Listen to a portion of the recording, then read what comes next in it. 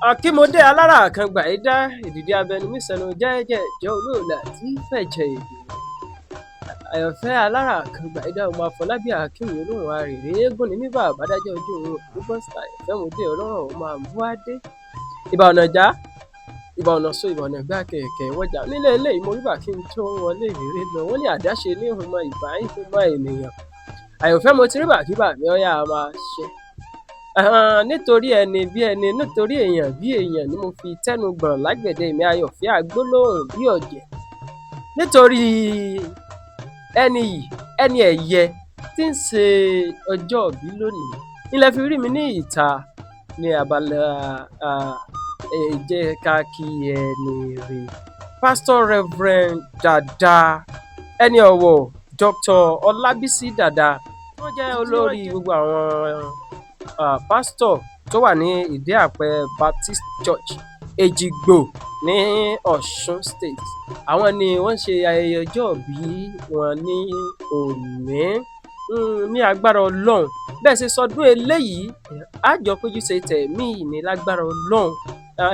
àmì òróró Ọlọ́run ọba kò ní fi yín sílẹ̀ Jésù á máa wà pẹ̀lú yín láṣẹ Olódùmarè ẹ ní sétí ẹ ní sétẹ́ ẹ ní rí kó ọmọ ẹ ní rí kó aya bẹ́ẹ̀ ṣe sọdún eléyìí wòye àmọ́dún igbá ilé yín á ti di èlé àwo ilé yín á ti lé sí lágbára Ọlọ́run ọba ìfàmì òróró Jésù Kristi kò ní fi ayé yín sílẹ̀ bàbá ọ̀jọ̀gbọ́n Dr. Ọ̀làdàpọ̀ Káyọ̀dé Ọ̀páṣínà tí wọ́n jẹ́ olùdásílẹ̀ àti aláṣẹ Ọ̀làdàpọ̀ Ọ̀páṣínà Foundation àwọn náà ní kí n máa kí yín ní gbèje ìgbẹ́jọ́ gbẹ̀ǹdínlógún wọ́n ní kí n kí yín kí n lù yín ní ògo ẹnu wọ́n ní kí n délé àwọn bàbá yín nílùú Ìsánlùsìn ẹ pẹ̀lẹ́ o ẹ̀yin ọmọ Ìsánlùsìn Ìsánlùyeyè ọmọ ahóyeye lógun nílé bàbá yín ọmọ ajókògun nílé bàbá tó ti gbé bí yín ni ọmọ mo ṣèpẹ̀ mo ṣàlọ̀ kẹ́mọ́fọ̀tá hàn mí nílé Ìsánlùsìn ibi pẹlẹbẹgi